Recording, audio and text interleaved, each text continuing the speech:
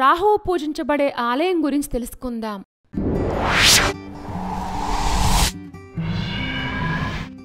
పైతాని రాహు ఆలయం.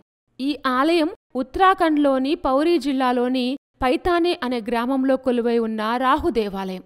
ఈ ఆలయం సయోలిగఢ్ నదీ సంగమ ప్రదేశంలో ఉంది. ఈ ఆలయాన్ని ఉత్తర భారతదేశంలో ఉన్న ఏకైక రాహు దేవాలయంగా చెప్తారు. ఈ ఆలయంలో రాహుతో పాటు శివుణ్ణి కూడా పూజిస్తారు. రాహు తలతో పాటు విష్ణువు యొక్క సుదర్శన చక్రం కూడా ఈ ఆలయ గోడలపై చెక్కి ఉంటుంది. ఉత్తరాఖండ్లోని పౌరీ జిల్లాలోని పైతాని అనే గ్రామంలో సయోలిఘాట్ నదీ సంగమ ప్రదేశంలో ఈ ఆలయం ఉంది. ఈ ఆలయం యొక్క స్థల పురాణం గురించి తెలుసుకుందాం. క్షీరసాగర మథనం సమయంలో వెలువడిన అమృతాన్ని స్వరభానుడు అనే రాక్షసుడు తాగాడు. ఆ తర్వాత విష్ణు భగవానుడు అతని తలను శరీరం నుంచి నరికివేశారు. కాని అతను ఆ అమృతాన్ని తాగాడు కాబట్టి ఆయన చనిపోలేదు మరియు అతని శరీరం 2 భాగాలుగా మారింది.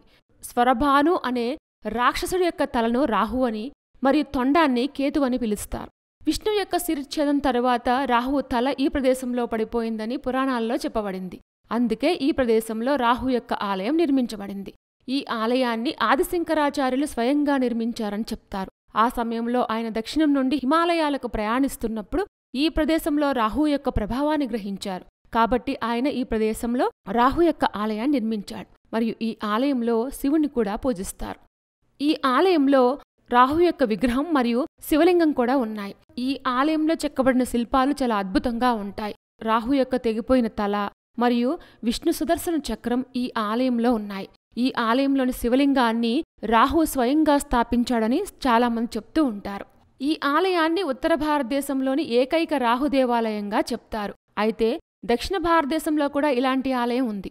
ఈ ఆలయాన్ని పాండవులు నిర్మించారనే నమ్మకం కూడా ఉంది. పాండవులు స్వర్గారోహణ యాత్రలో ఉన్నప్పుడు రాహుదోషాన్ని నివారించడానికి శివుడు రాహువులను పూజించారని పురాణాలు చెప్తున్నాయి.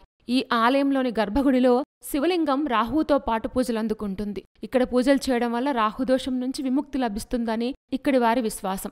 దేశం నలుమూల నుంచి ఎంతో మంది భక్తులు ఇక్కడికి వచ్చి పూజలు చేస్తూ ఉంటారు. ఈ ఆలయానికి సమీపంలోని విమానాశ్రయం డెహ్రాడూన్ జాలిగ్రంట్ విమానాశ్రయం. రాహువును పూజించే ఆలయం చాలా ఇంట్రెస్టింగ్గా ఉంది కదూ. ఇలాంటి మరిన్ని విశేషాల కోసం మా ఛానల్ సబ్స్క్రైబ్ చేసుకోండి.